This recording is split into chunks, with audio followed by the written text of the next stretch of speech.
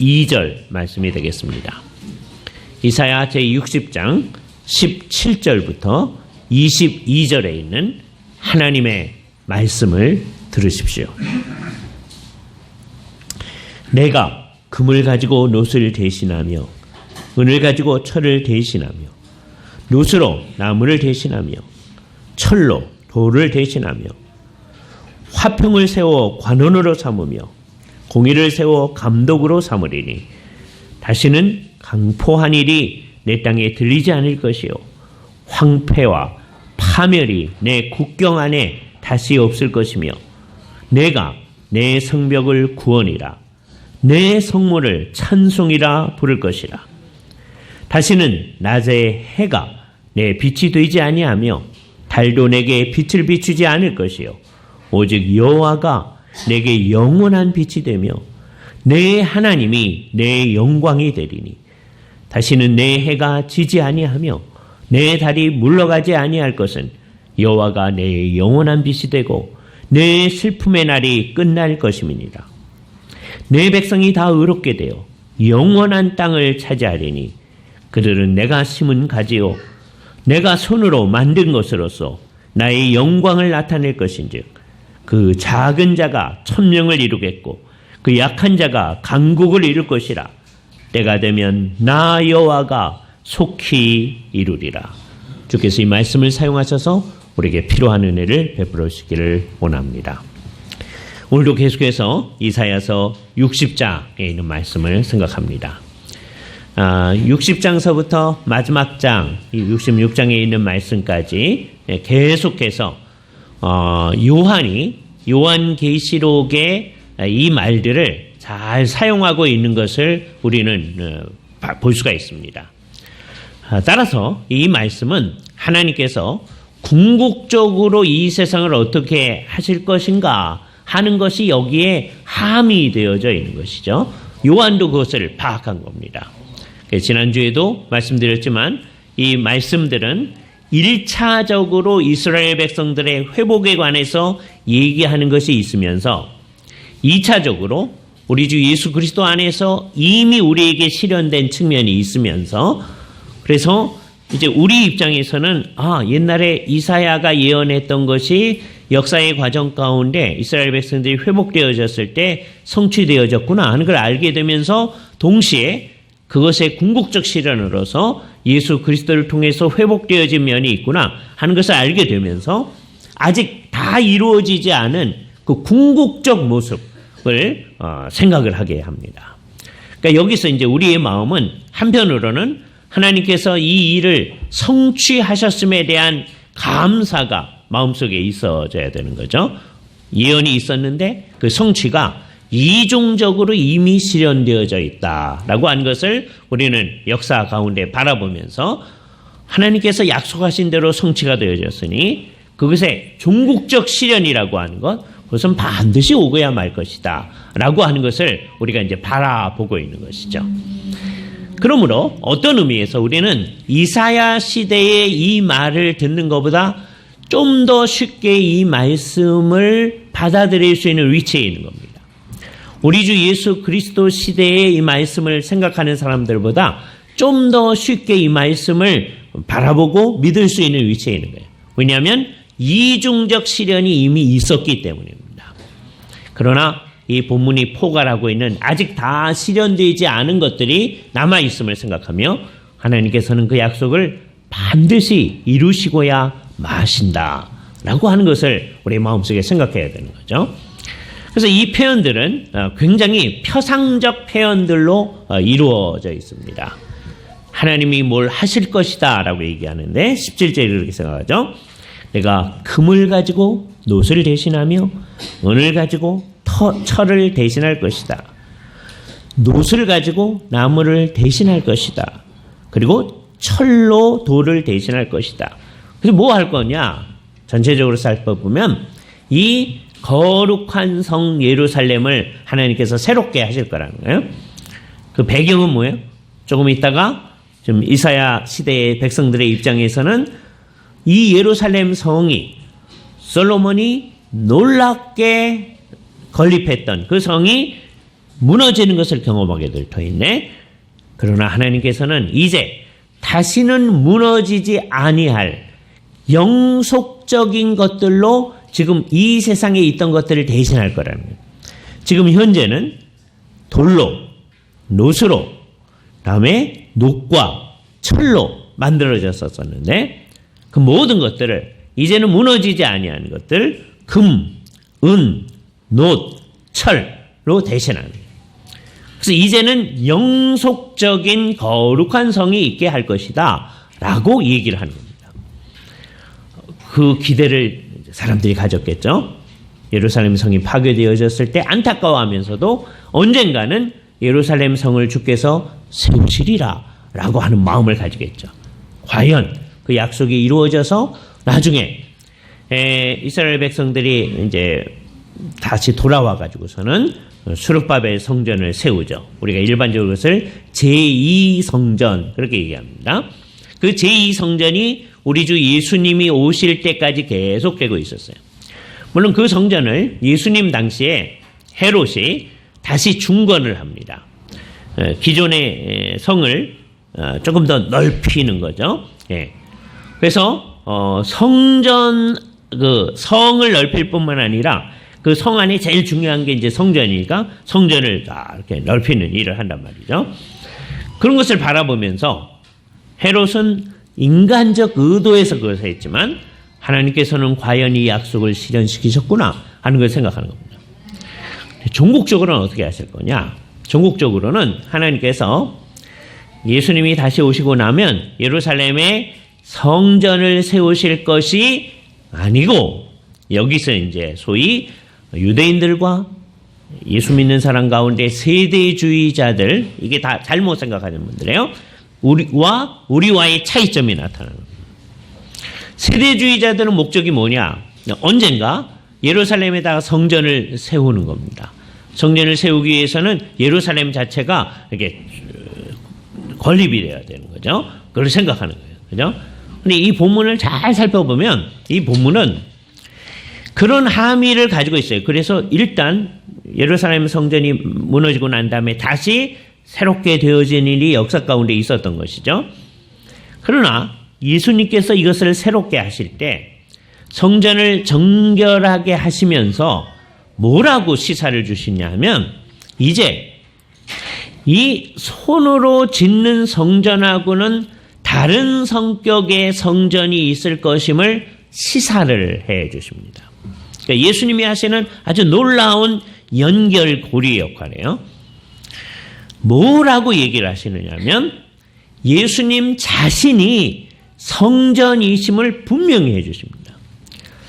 성전은 옛날에 이렇게 돌로 짓고 그 안에 이제 조각을 하고 그랬었었는데 어떻게 예수님 자신이 성전일까? 놀라운데요. 왜냐하면 예루살렘 성 안에 성전이 있는데 그 성전은 결국 옛날에 성막을 대신해서 세워진 것이죠. 그러니까 성막의 의미가 그대로 성전으로 있는 거예요. 어디가 의미가 더 풍성하냐? 성막이 더 의미가 풍성합니다. 우리는 성전이 더 좋다고 생각을 하는데 그게 다윗서부터 시작하는 어리석은 인간들의 마음이에요. 그죠? 하나님께서 그것을 허락은 해주셨어요. 그래서 성전을 매우 중요한 도구로 사용을 하십니다. 그럼에도 불구하고 더 중요한 것은 성막이다. 왜 그러냐? 성막은 옛날 광야에서 이스라엘 백성들이 다닐 때 하나님께서 그들 가운데 계심을 나타내는 표인 거예요. 성막이 있다라고 하는 것은 아주 비유적인 뜻인데 하나님이 성막 가운데 계신다. 그때 오해하지 말아야 되죠. 거기에만 있는 게 아니죠. 하나님은 온 세상에 계시죠. 그것을 표현하는 표현이 어느 구체적인 장소에 제한되어 있지 않으신다고 하는 표현이 하나님은 하늘에 계신다. 이런 표현이에요. 하나님이 하늘에 계신다고 했을 때 그것도 오해하면 안 돼요. 하나님은 하늘에만 계신다. 이러면 안 되는 거예요. 하나님은 어디에나 다 계신다. 그죠? 근데 이 땅 가운데 이스라엘 백성들이 있는 그곳 성막을 세우시고 내가 내 이름을 그곳에 두었다. 내가 거기 있다. 그죠? 그래서 성전이 중요하기 때문에 예루살렘 성이 중요했던 거예요. 예루살렘 성이 굉장했기 때문에 성전이 중요한 게 아니고 언제나 성전 자체가 중요한 거예요. 근데 성전 자체가 중요하기보다는 성막이 중요한 거예요. 성전은 오해하기가 쉬운 거예요. 이게 한 곳에 있어요. 그래서 하나님이 거기에만 있다고 이렇게 오해하기 쉬운 거예요. 그러나 성막은 움직여 다닙니다. 그래서 뭘 마음속에 새기셔야 되느냐? 하나님께서 우리 가운데 계신다. 성막이 있을 때 이스라엘 진 전체가 그 성막을 중심으로 딱 있단 말이에요. 하나님께서 우리 가운데 계신다. 이 생각을 나중에 성전을 지었을 때에도 백성들이 하고 있었어야 되는 거죠. 하나님이 우리 가운데 계신다. 그죠? 우리가 어디로 가든지 하나님이 거기 계신다. 이 의식을 가지고 사는 거예요. 매일매일을 살아갈 때 그렇게 하나님이 우리 가운데 있는 사람으로서의 삶을 살아가도록 하는 겁니다. 그런데 예수님께서 이 땅에 오셨을 때는 그가 하나님 당신님 자신이고 인간성을 취하신 분이시니까 정말 하나님이 우리 가운데 거하시는 분입니다.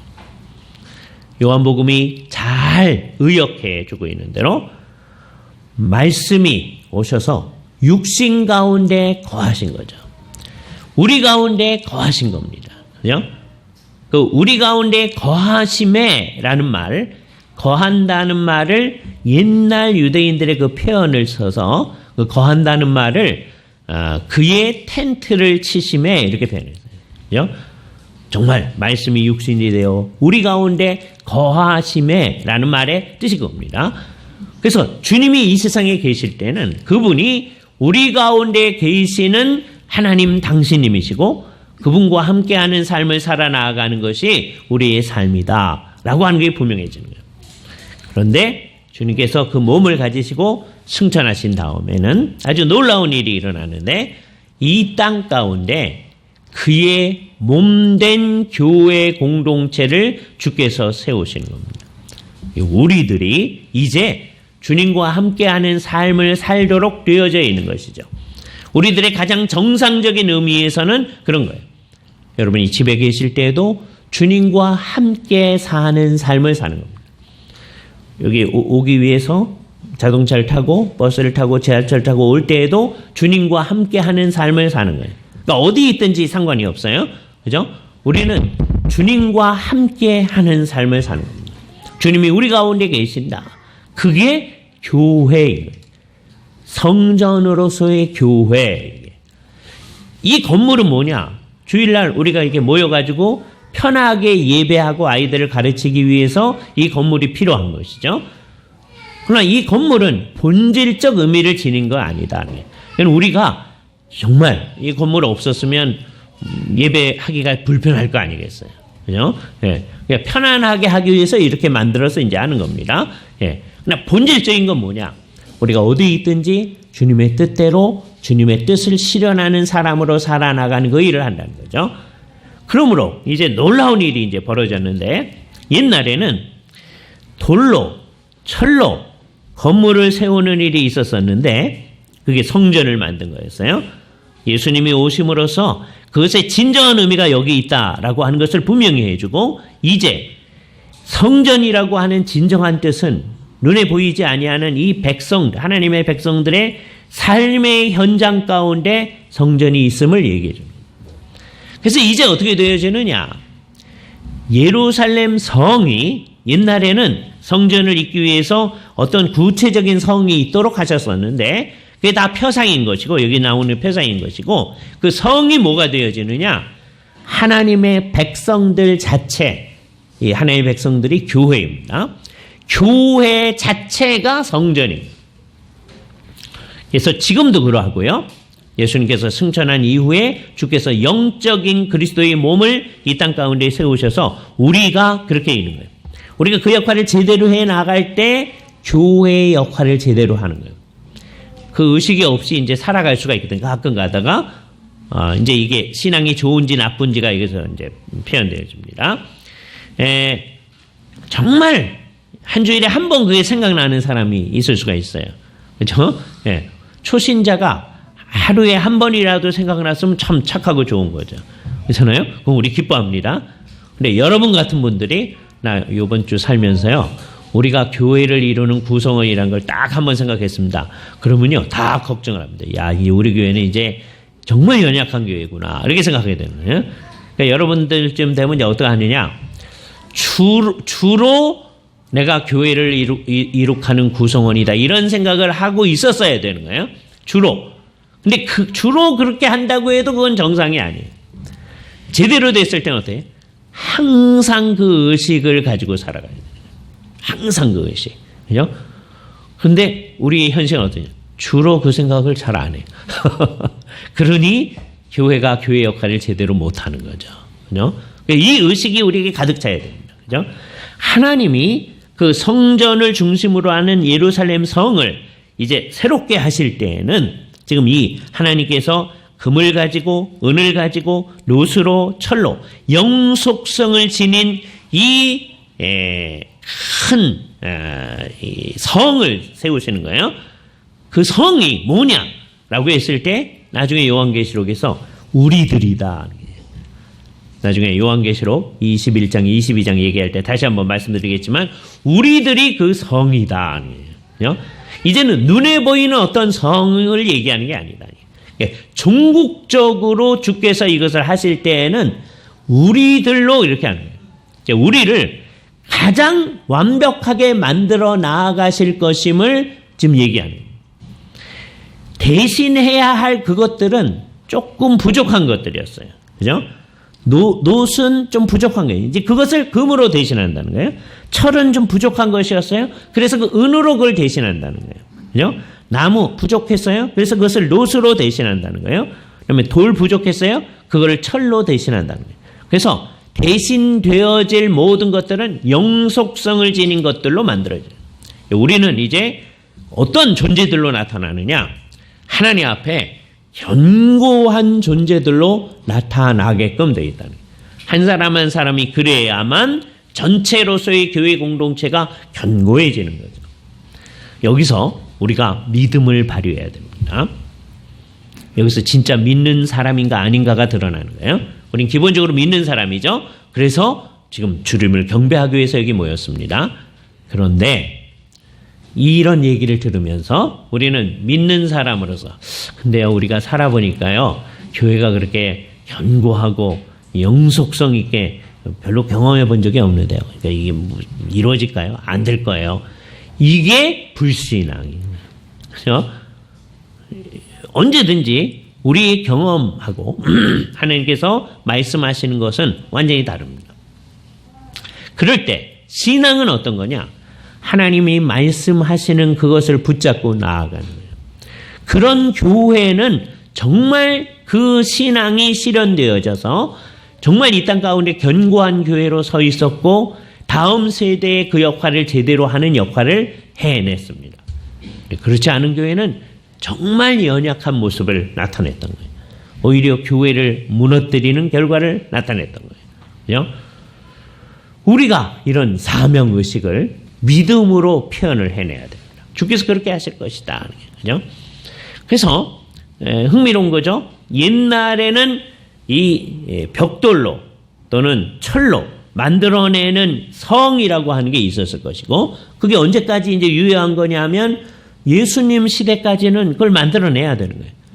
그러나 예수님께서 십자가에 달려 돌아가셔서 이제 성전이 실제로 있을 필요성이 없게 한 다음에는 예루살렘 성 자체가 그렇게 중요한 게 아니다.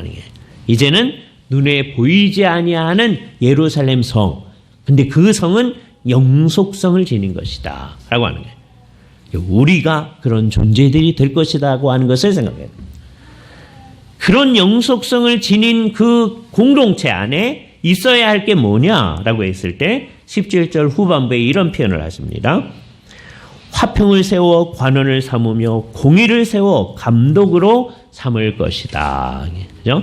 우리를 지배하는 존재자들을 사람으로 얘기하지 아니하고 하나는 화평, 우리 다 아는 단어죠. 샬롬이라는 단어입니다. 그죠?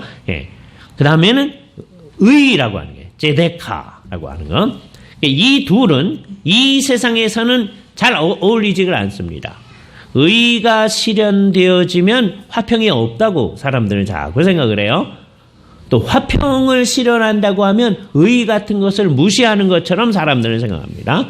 그러나 진정한 하나님의 교회에서는 언제나 화평과 의가 다 나타나는 이게 가야 할 방향이에요.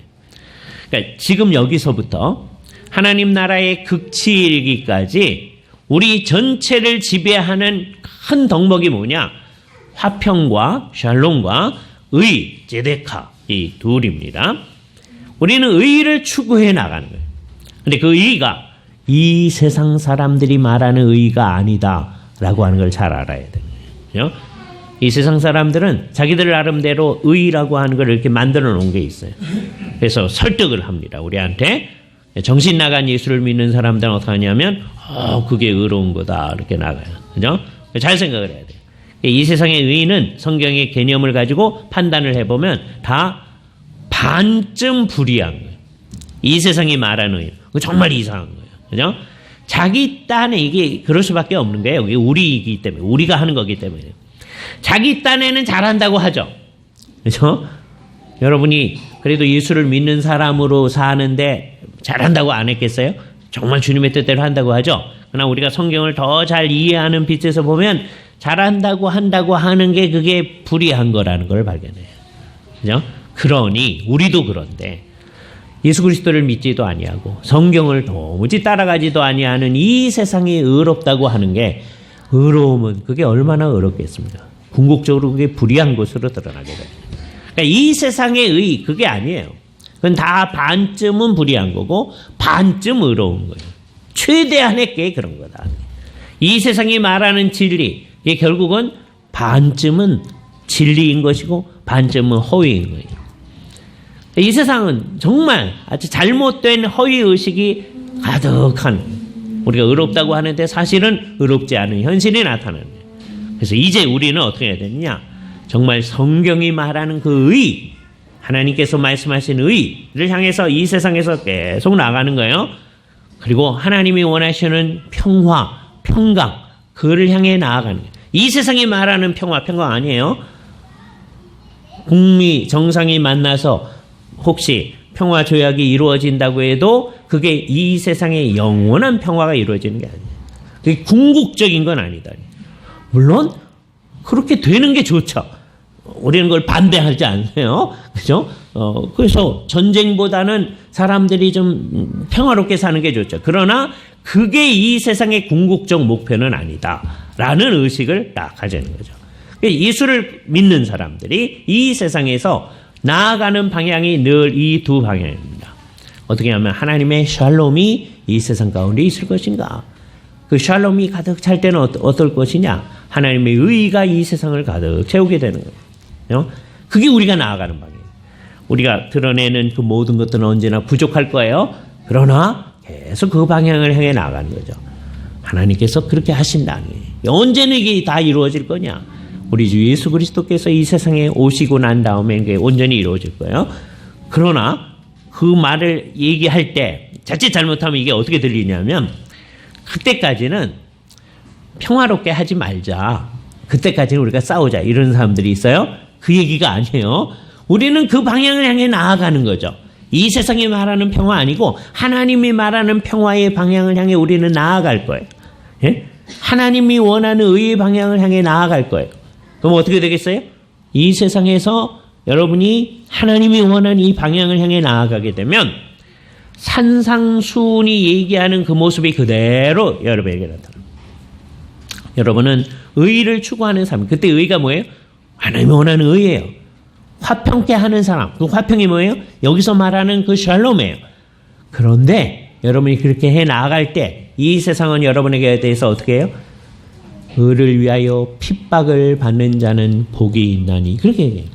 이 세상은 우리에게 핍박을 가할 겁니다. 왜 그래요?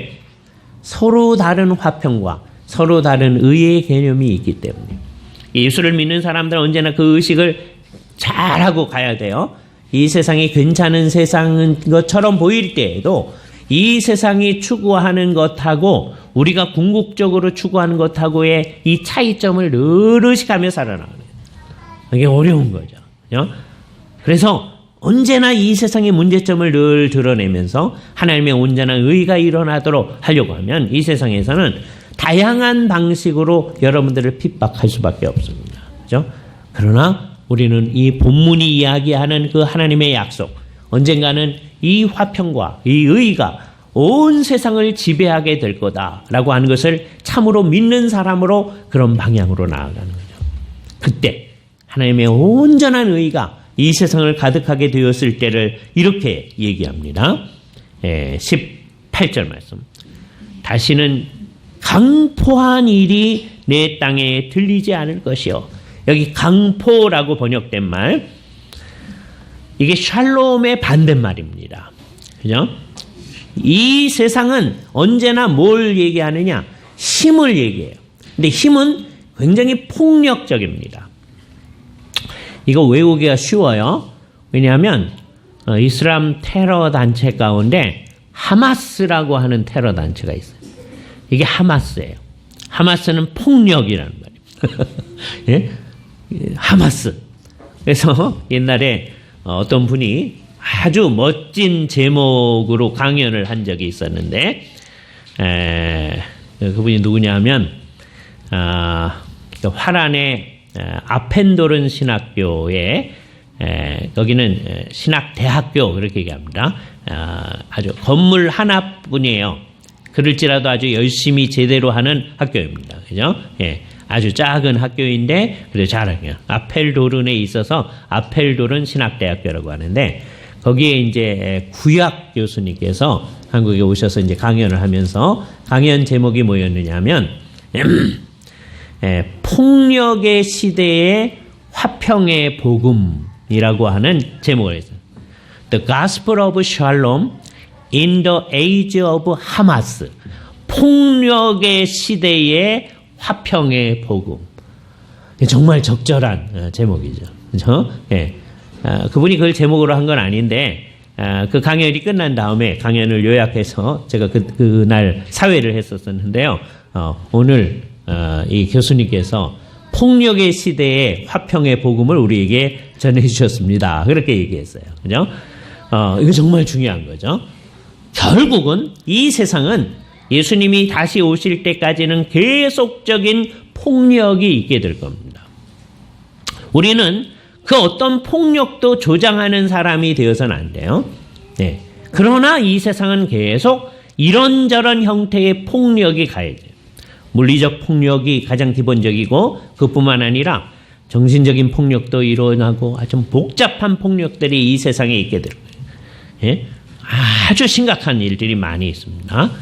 자, 그 속에서 우리는 평화, 샬롬의 복음을 전하는 사람들. 근데 이것을 그렇게 할 수 있는 근거가 뭐예요? 하나님이 결국은 그렇게 하실 것이다라고 하는 약속을 주셨기 때문입니다. 우리는 이 약속이 반드시 이루어질 것임을 믿으면서 그 방향으로 나아가야 되는 거예요. 우리가 살고 있는 시대에는 옛날이나 지금이냐, 이사야 시대에나 우리 주 예수 그리스도의 시대에나 우리가 살고 있는 지금이나 계속해서 다 폭력의 시대입니다. 이런저런 형태의 힘을 가진 사람들이 그 힘을 가지고 일을 하는 시대예요.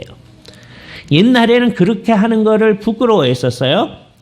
그런데 니체 같은 사람은 아니야, 우리한테는 기본적으로 그런 권력의 의지가 있고 그 권력을 드러내는 것이 옳은 거야. 그렇게 주장하기 시작했고 사람들은 거기에 동의하기 시작했습니다. 그래서 사람들은 그쪽 방향으로 나가는 거예요. 그래서 한쪽 사람들은 소위 이 세상을 설명하면서 누가 헤게모니를 잡느냐에 따라서 모든 게 달라진다. 그런 이론을 세웠어요. 그게 헤게모니 이론입니다. 마르크스주의자들이 내세운 거예요. 그런데요, 이제는 마르크스주의자들만 그걸 믿는 게 아니라 이 세상의 거의 모든 사람들이 그걸 믿어요. 결혼을 하잖아요. 그러면 신부 친구들이 모여가지고 뭐라 그러냐면 너 초반서부터 잘 잡아야 돼. 또 신랑 친구들은 모여가지고 너 초반서부터 잘 잡아야 돼. 그래요. 그게 뭐예요? 헤게모니 이론이에요.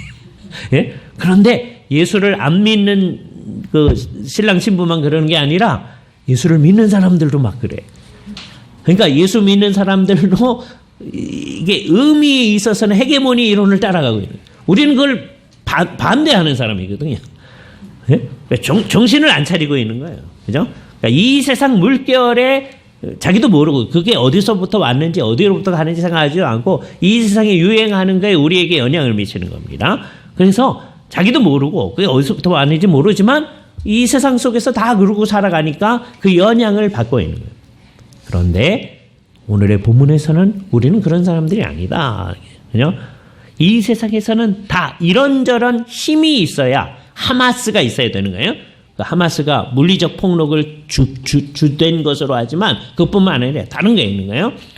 정신적, 경제적 힘이 있어야만 된다는 거예요. 우리도 자칫 잘못하면 그런 생각하게 됩니다. 그게 불신앙의 마음.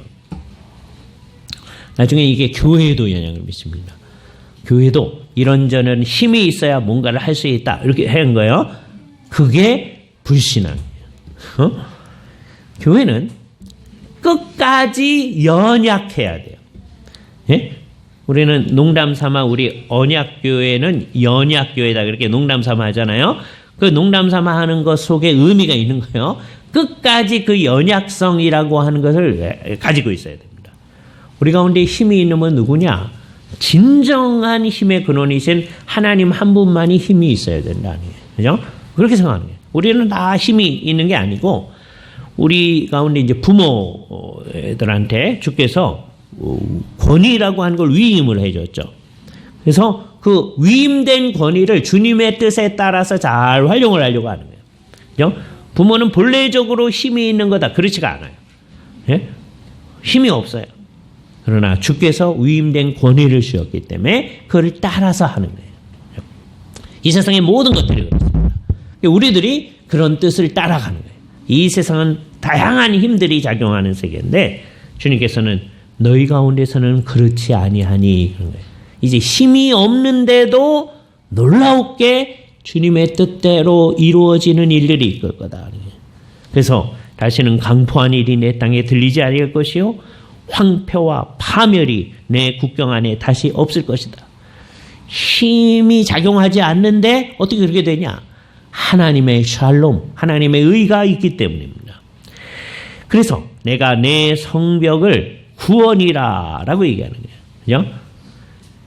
내 성문을 찬송이라 부를 것이다. 그러니까 이거는 뭐예요? 성벽이 쌓아지고 성문이 있게 될 것이 아니고 이제 그게 필요 없는 거예요. 왜요? 모두가 구원받은 상황 가운데 있게 될 거예요. 안 그런 사람들은 다 밖에 쫓겨난 상황이죠. 그래서 영원한 형벌을 받게 될 겁니다. 그건 궁극적으로 언제 이루어져요? 우리 주 예수 그리스도께서 다시 오신 다음에 이루어져요. 그죠? 그 전까지는 우리가 어떤 시대에 살아가고 있습니까? 폭력의 시대에 살아가고 있어요. 하마스의 시대에 살고 있어요. 이걸 의식해야 돼요. 그래서 여기서 이제 정신을 안 차리면 이 세상에서 서로 경쟁해서 살아나가야 되는데 우리도 폭력을 좀 사용해야 폭력이 이제 여러 형태의 폭력이 있으니까 우리 힘을 사용해야 우리도 살 수 있지 않을까. 이게 이제 불신앙의 태도로 나아가는 거예요. 주님만을 의존하는 정말 나약해 보이는 듯한 그것이 우리에게 있어야 돼요. 그래서 니체가요. 어떤 면에서 옳은 거예요. 니체는 예수를 믿는 사람들은 권력의 의지를 안 보이려고 한다. 이 사람들은 지배하려고 하지 않는다. 그래서 이상한 이름을 붙였어요. 그걸 노예의 의지라고 그랬어요. 그러니까 딱 들으면 권력의 의지가 그 괜찮은 것 같잖아요.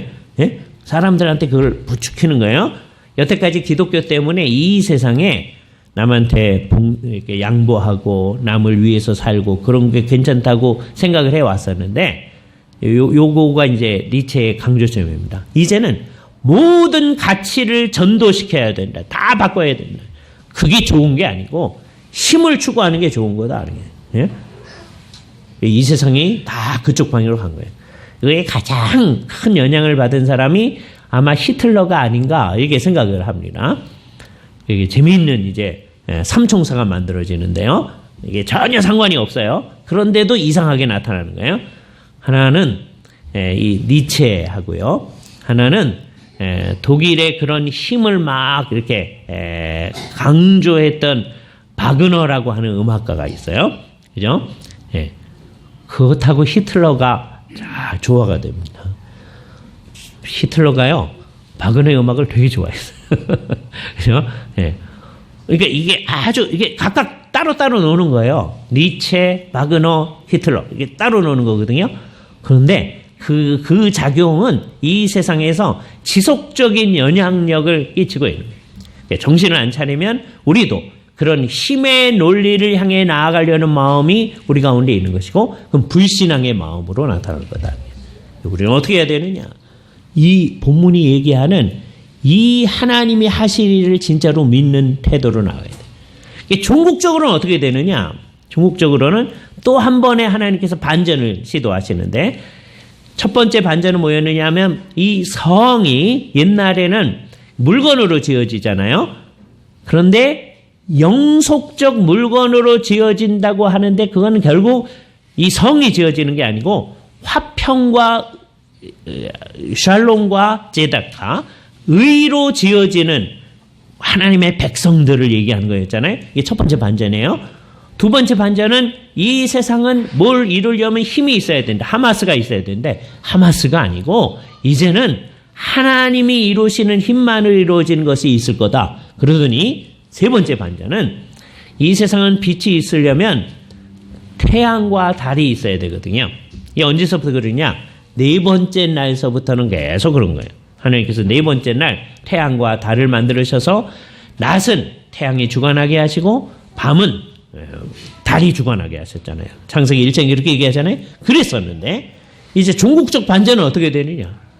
다시는 이게 필요 없다 하는 거예요. 다시는 필요 없다. 이거를 잘 이끌어드린 게 요한계시록입니다. 그죠? 우선 이사야서 60장의 이 얘기는 어떻게 됩니까? 19절, 다시는 낮에 해가 내 빛이 되지 아니하며 달도 내게 빛을 비추지 아니할 것이다. 오직 여호와가 내게 영원한 빛이 되시며 내 하나님이 내 영광이 될 것이다. 이 말의 뜻도 알아들어야 됩니다. 그러면 새 하늘과 새 땅에서는 태양이 없을까요? 달이 없을까요? 몰라요. 그걸 단언해서 없다 그러기도 어렵고, 여기서 이제 무슨 비유적으로 쓰는 말인데 하여튼 그 말은 그렇게 했으니까 그래도 있을 건데 얘기도 어려운 거예요. 몰라요. 그죠? 근데 중요한 거는 지금 네 번째 날서부터는 지금까지 예수님이 다시 오실 때까지는 하여튼 빛의 원천은 우리 태양계에서는 태양에서 오는 거예요. 그죠?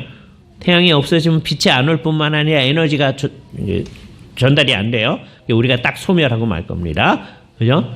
그런데 혹시 이때 태양이 없어도요, 우리 존재가 소멸하지 아니하고 빛이 없지 아니하고. 왜요? 본문이 뭐라고 해요? 하나님이 빛이 되신다. 이게 궁극적 방향이다. 그걸 알아요. 그러니까 언제가 우리가 정상적이냐? 맨 마지막에 하는 그 말씀. 하나님이 우리의 영광이 될 때, 하나님이 나의 영광이 될 때, 그게 정상이다. 여러분, 이 세상, 영광스러운 날입니다. 그렇게 이제 얘기하는 때가 혹시 있을 수 있죠. 별로 며칠 없겠지만, 대개 그때 그 잘못된 거를 영광스럽다고 생각하는 거예요. 그죠? 대개 언제가 영광스럽죠? 졸업하는 날 영광스럽다 그러잖아요. 그죠? 과연 그랬을까요? 예? 초등학교 졸업식. 일제시대 때, 그때 초등학교 졸업식 좀 영광스러울지 모르겠어요. 예? 제가 초등학교 때나 중학교 때, 그 노래 있죠. 졸업식 날 노래. 영광스러운 졸업장을 받은 누이께 이런 거 있잖아요. 그죠? 근데 이제 초등학교 때, 중학교 때, 고등학교 때까지도 별로 영광스럽지 않은데, 그죠? 우리가 받은 졸업장 가운데 별로 영광스러운 게 뭐 있을까요? 그렇게 영광스럽지 않습니다. 그죠? 네. 혹시 이제 PhD 하신 분들 조금 영광스러울 수 있겠죠? 예? 옛날에 연세대학교 부총장 하시던 교수님. 자기는 종이 조각 한 장 때문에 평생 먹고 삽니다. 이렇게 표현한 적이 있었는데, 박사학위 증서. 그죠? 예. 좀 영광스럽죠. 예. 왜냐하면 되게 그런 걸 우리가, 박사학위가 두 가지가 있는데요. 하나를 earned degree라고 해요. 자기가 벌어서 얻은, 열심히 공부하고, 논문 써가지고서는 설득을 해가지고 얻은 게 있고요. 다음에 이제 서양 사람들은 그보다 더 존중하는 게 있는데 그게 명예 박사학위예요. 우리나라에서는 이게 완전히 추락을 해서 누가 명예 박사학위 얻었다 그러면 그건 되게 우습게 여겨요. 예. 근데 서양 사람들은 사실은 그 명예 박사학위가 훨씬 더 뛰어난 건데. 하여튼, 예. 그런 것 좀 영광스러울 수도 있겠죠. 그러나, 그것도 뭐, 그렇게 영광스러울까요? 어떤 PhD를 하신 분이 있다고 해봅시다. 그 분이 한 90쯤 되셨다. 그러면, 90쯤 된 PhD 하신 분하고, 초등학교 안 나온 분하고 별로 그렇게 차이가 있나요? 네? 별 차이 없습니다. 그죠? 나이가 많아지면 그게 뭐 영광스럽지 않은 거죠. 이 의식이 우리에게 좀 필요합니다. 왜요? 우리가 언제 제대로 된 때냐? 하나님이 우리의 영광이다. 이게 정말 그냥 말로, 예수 믿는 사람 말로는 그렇게 해요. 근데 진짜 그렇게 얘기할 수 있을 때 이게 제대로 된다. 하나님이 영광이 될 것이다. 사람들한테 솔직히 얘기해보라고 그래요. 당신은 하나님하고 같이 사는 사람이 됐습니다. 예수 믿는 사람이 됐으니까. 영광스러우시죠? 아니요. 솔직히는 아닌데요. 예? 이렇게 되면 이게 안 돼요. 제가 옛날에 전도사 할 때요. 수요기도회, 어린이 수요기도회 열심히 나오는 학생이 있었어요. 그 학생 아마 지금 연대 교육학과 교수 같아요. 예. 근데 그 친구가 뭐라 그러냐 하면, 열심히 나와요. 우리, 지금은 장로님 아드님이니까, 초등학교 6학년인데 열심히 나와요. 수요일날. 그래서 이제, 수요일날 이제 공부한 다음에, 재미있지? 그랬어요. 그랬더니, 걔가 하는 말이 솔직히 재밌지는 않아요. 예, 그거 비슷한 거죠. 우리가 말로는 뭐 주님을 믿는 게 영광스럽다 그렇게 말하는데 상당히 많은 예수 믿는 사람들 그럼 뭐 그냥 예수 믿으면 다 그런 건데 뭐 이런단 말이에요. 이게 진짜로 우리가 이걸 안 믿는 거예요. 그렇죠? 우리가 이거를 진짜로 믿을 때, 그러니까 언젠가는 분명히 그렇게 될 거냐 하면요, 여러분이 하늘에 있을 때는 그리고 예수님이 다시 왔을 때는 이 세상의 그 어떤 영광하고 비교할 수 없어서 하나님이 우리의 영광입니다. 그걸 분명히 얘기할 거예요. 그게 진심일 겁니다. 그죠? 그때 가서도 사실은 하나님 저게 더 영광스러운데요. 이러지 않을 거란 말이에요. 그런데 신앙이 좋아진다고 하는 건 뭐냐? 이 세상에서도 그 마음을 가지는 거예요. 다른 게 영광이 아니고 하나님이 나의 영광이다. 그죠? 그걸 믿는 사람이니까 나중에 하나님이 우리의 빛이 되어주시는 거죠. 그렇죠? 오늘 얘기한 전체를 잘 살펴보세요. 우리를 잘 지배하는 게 화평과 하나님의 의였어요. 하나님의 샬롬이 우리를 지배해요. 그리고 하나님 자신이 빛이 되어주시는 거예요. 그죠? 근데 이게 뭐냐? 다시 원상을 회복한 거다. 요한복음에서는 이렇게 얘기합니다. 태초에 말씀이 계셨는데 이 말씀이 사람들 가운데 계셨고 이것이 사람들의 빛이었다. 빛이 세상을 비치는데 세상이 깨닫지 못했다. 이게 타락한 인간의 모습입니다. 예수 그리스도께서 성자로서 로고스로서 이 세상의 빛으로 계십니다. 그리고 지금도 그러한 거예요. 이 세상은 그게 빛이라고 생각하지 않는 거예요. 그러나 그 빛은 찬연히 비치고 있었던 거예요. 예수님이 이 세상에 성육신 하신 이후에는 더 찬연한 빛을 비추고 있는 거예요. 그것을 깨달은 사람이 예수를 믿는 사람입니다. 예수를 믿는 사람이 제대로 생각할 때는 이게 진정한 빛이다. 진정한 빛을 경험한 사람들은요, 다른 거는 빛으로 여기질 않습니다. 태양빛이 장렬하게 떠오르면 달이 있지만 무색해지는 놀라운 하나님의 영광을 경험한 사람들은 이 세상의 다른 어떤 것들이 놀라운 게 전혀 아닙니다. 우리 마음속에 우리는 가장 큰 영광을 경험한 사람으로서의 마음을 가지고 이 세상에 대해야 돼요.